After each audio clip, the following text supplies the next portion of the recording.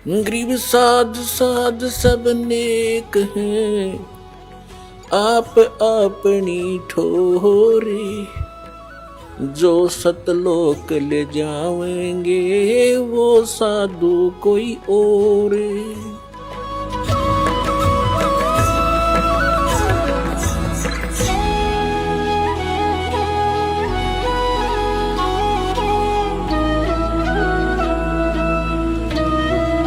श्रीमद् भगवत गीता अध्याय नंबर 16 के श्लोक नंबर 23 में लिखा कि अर्जुन, शास्त्र विधि को त्याग कर जो मनमाना आचरण करते हैं, अर्थात मनमानी पूजाएं करते हैं, जो शास्त्र अनुकूल नहीं है, तो उनकी न तो गति होती है और न ही उनको कोई सुख होता है और न ही उनको कोई सिद्धि प्राप्त होती है, अर्थात यूजलेस। और इन तीन कामों के लिए ही हम भगवान की भक्ति करते हैं, और वही उन साधनाओं से कोई लाभ नहीं होता जो शास्त्र विधि को त्याग कर मनमाना आचरण करते हैं। तो उन क्रियाओं से हमें पुण्य बना नहीं, भक्ति धन जुड़ा नहीं, और जो साधना हम करते थे शास्त्र विधि को त्याग कर, उससे पुण्य के स्थान पर पाप बनते रहे। हम जिस लोक में रह रहे हैं ये काल का लोक है, यहां सुख नहीं, यहां तो सारा निर्दयी कार्य है इस भगवान का, क्योंकि जिसका नाम काल है, जो है ही कसाई, तो वहां सुख कैसे हो सकता प्राणी को। अब इसने ये खुद कहता गीता जी अध्याय नंबर 11 के श्लोक नंबर 32 में श्रीमद् भगवत गीता में कि अर्जुन, मैं काल हूं और सबको नष्ट करने के लिए प्रवृत्त हुआ हूं। अर्जुन 11वें अध्याय के 21वें श्लोक में कह रहा है कि ये भगवान, आप तो देवताओं को भी खा रहे हो, आप तो ऋषियों के भी खा रहे हो, और इस ऋषियों का समुदाय आपके आगे हाथ जोड़ रहा है, मंगल हो, बख्श दो। आप तो इनको भी खा रहे हो। ये कहता मैं तो काल हूं भाई, मैं ना छोड़ दूं किसी ने, और तू ना युद्ध करेगा तो भी मारूंगा इनको, ये तो मार रखे मैंने। तो पुण्यात्मा जो खुद न्यों का मैं काल हूं और उसको हम भगवान मान रहे, हम तो सांप पूज रहे थे, सर्प। अब श्री कृष्ण काल नहीं थे। श्री कृष्ण जी ने इस गीता के ज्ञान से पहले अपने आप को कभी काल नहीं कहा और उसके बाद कभी अपने आप को काल नहीं कहा। ये तो काल जो है ये 21 ब्रह्मांड का स्वामी है और ब्रह्मा विष्णु महेश का ये पिता है। ब्रह्मा विष्णु महेश जी की दुर्गा माता है, और ये इसको श्राप लगा हुआ ब्रह्म को, इस काल कहो चाहे ब्रह्म कहो, ये काल रूपी ब्रह्म भी कहलाता है। तो उस श्रापवश इसने 1 लाख मानव शरीरधारी प्राणी नित आहार करना पड़ता है, और उसके लिए हमें यहां रोक रखा है इसने। अब जैसे कसाई बकरे पालता है, उन बकरों को सुविधाएं तो देता है वो, जैसे एक चारों तरफ से उनको बाड़ बना दी, कोई हिंसक पक्षी पशु और ना खा जाए उनको, और चरागाह बनवा दिया उनके लिए, घास फूस बोझड़े झाड़ उड़ा खूब उत्पन्न हो गए। एक तालाब बनवा दिया, एक शेड डलवा दिया घास फूस का, यानी झोंपड़ी। सर्दी लगे तो उसमें आ जाएं, वर्षा आवे तो उसके नीचे खड़े हो जाएं, और चारा खूब बढ़िया उनके लिए उपस्थित होता है। अब वो बकरे ये सोचते हैं कि हमारा जो मालिक है कितना अच्छा है, कैसी सुविधाएं हमें दे रखी है, घास दे रखा है खाने को, चरागाह दे रखे हैं और तालाब बनवा रखा है।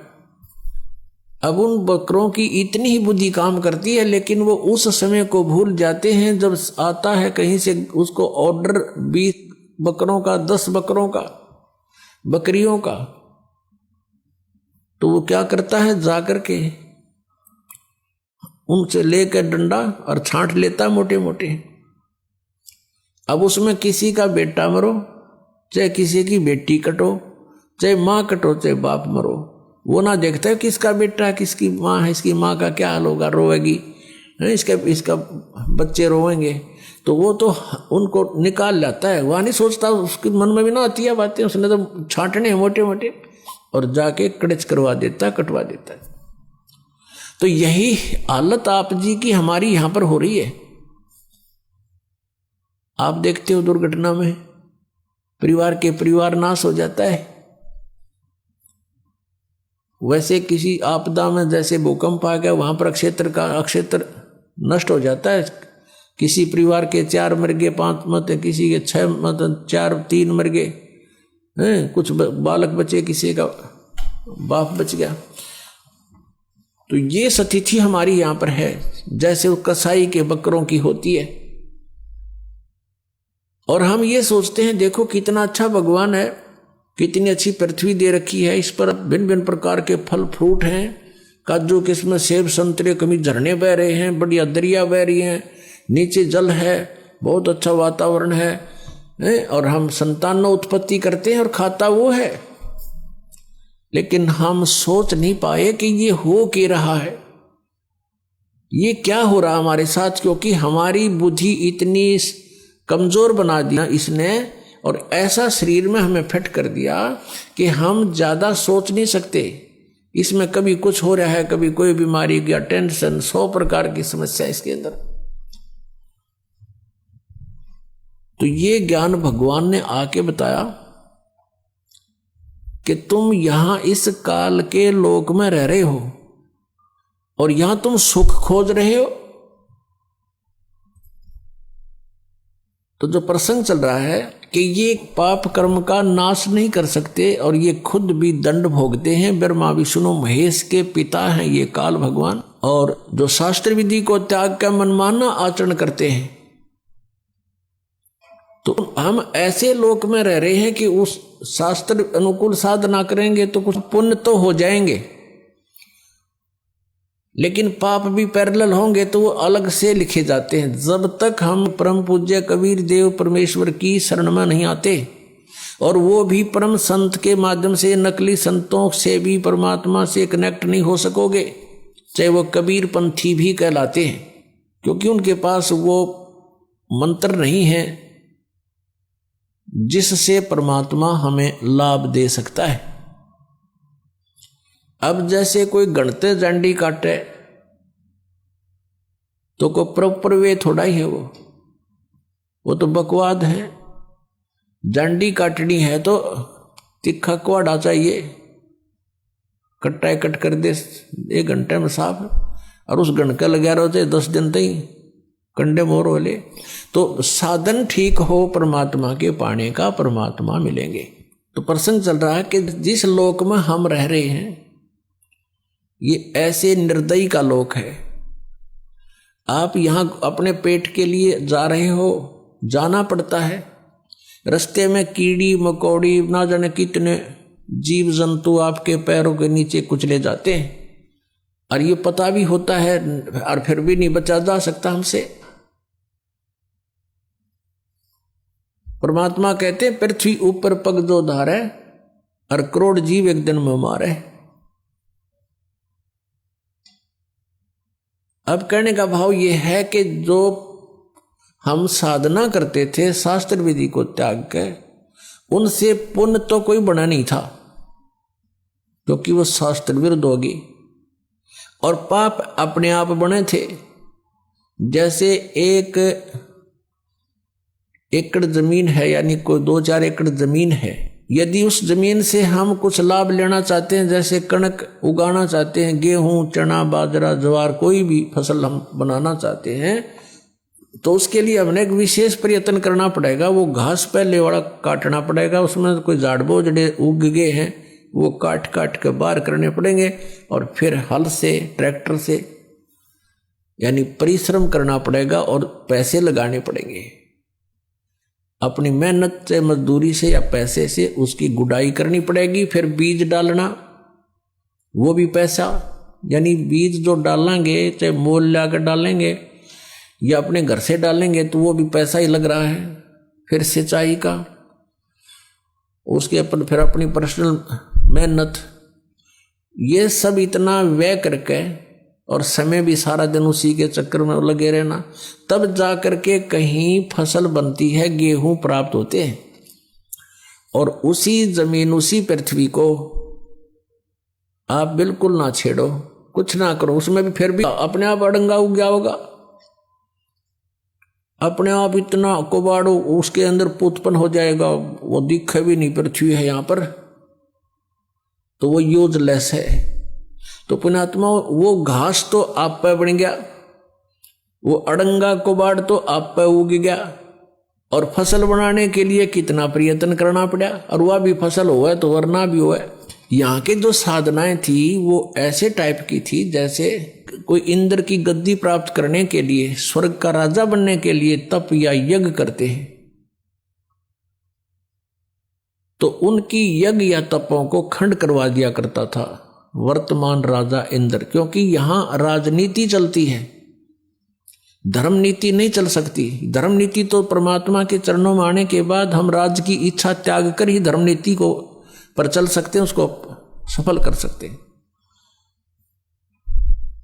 तो इंद्र अपनी राजनीति के आधार से कि कहीं कोई तेरी गद्दी प्राप्त करने के योग्य कोई ऐसा धार्मिक अनुष्ठान ना कर ले, तो उनको खत्म करवा देता था, किसी ना किसी कारण से खंड करवा देता। तो वो समझ ले जैसे किसान यहां पर खेती तैयार करता है, ओले आगे या वर्षा फ्लड आ गई, हो गया नाश बने बनाए का, या आग लग जाए बनी बनाई फसल गेहूं का। तो यहां कहने का भाव ये है कि इतनी मेहनत के बाद भी आशा नहीं कि घर आ जाएगी, और घर आती है तो कितना प्रयत्न, और वैसे उसमें अड़ंगा वैसे उग गया उस जमीन में। तो ये हम जिस लोक में रह रहे हैं ये ऐसा स्थान है कि हमने अगर पुण्य करने पड़ेंगे इस शरीर से तो मेहनत करनी पड़ेगी, काम भी छोड़ना पड़ेगा, 10 रुपए भी लगाने पड़ेंगे, तब हम पुण्य प्राप्त कर सकते हैं। और साधना हमारी शास्त्र अनुकूल हो, शास्त्र विधि को त्याग कर मनमाना आचरण ना हो, तो तब हमें पुण्य मिलेंगे और पाप बराबर में लिखे जाएंगे। पाप अलग लिखे जाते हैं, पुण्य अलग लिखे जाते हैं।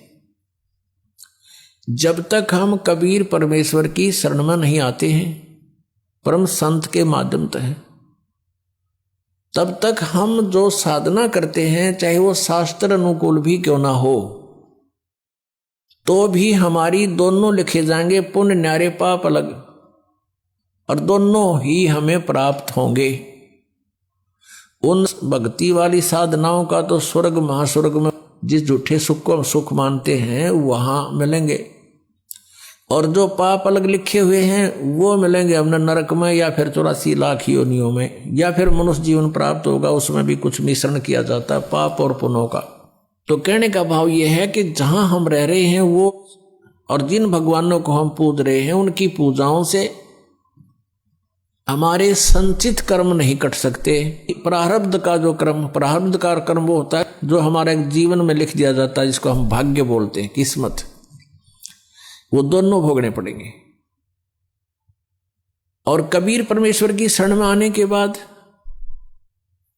ये परमात्मा कहते हैं, यजुर्वेद अध्याय नंबर 5 के मंत्र नंबर 32 में कहा है कि उसी कसी कबीर अंगारी असी बम्भारी असी। अग अंगारी माने अग माने पाप, अरि माने शत्रु, पापों का नाशक, वो कबीर है, कबीर देव का, हम उसको कबीर साहब बोलते हैं। बम्भारी माने हमारे कर्मों के बंधन को काटने वाला, बम्बर माने बंधन, और अरि माने शत्रु, बम्भारी।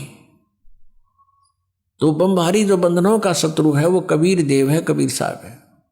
और वो रित धामा सवर ज्योति रित धामासी, वो स्वयं प्रकाशित है उसका शरीर परमात्मा का, जैसे सूर्य स्वयं प्रकाशित है ऐसे ही परमेश्वर का शरीर स्वयं प्रकाशित है, साकार है, मनुष्य सदृश है, नर आकार है, मनुष्य तुल्य है वो, और वो सतलोक में रहता है।